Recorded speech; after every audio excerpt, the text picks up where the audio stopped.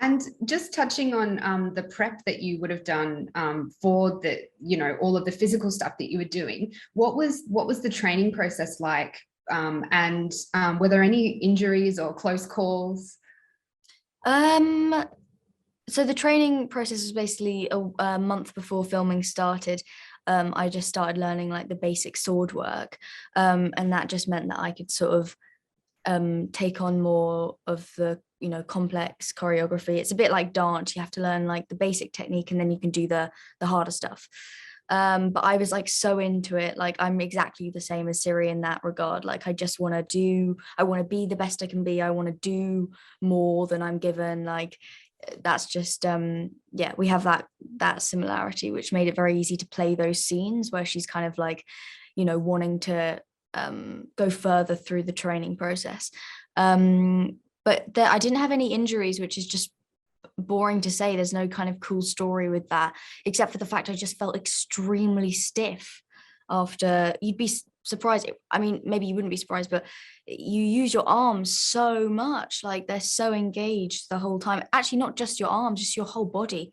So you're just covered in knots, like after doing all the fighting against the straw man. It was just, yeah, it does take it out of your body, but it's good.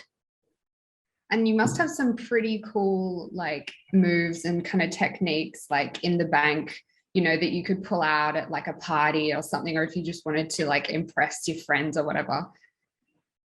I mean, I don't know. I don't know if I would pull that out at a party, to be honest with you. Maybe if I was very drunk. But there is one signature move of Siri, I think, in season 2. It probably would, I don't know if it would be noticed. It probably would have been more noticed when originally in one scene, when I'm sort of trying to escape this monster, I sort of dodge and dive it by using sort of similar moves I use when I'm fighting against the straw man and practicing my sword work. And it's kind of on your knees and you swivel.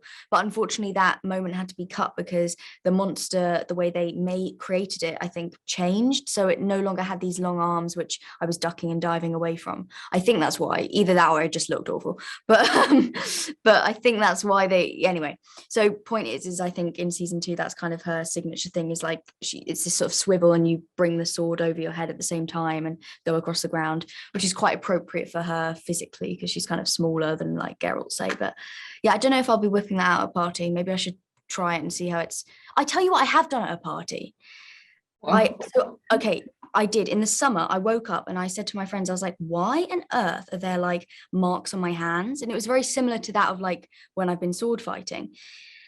And then they reminded me, and I did remember, that I had been doing pull-ups on these wooden beams of this house and like competing against everyone at the party. And apparently I'd beat them all.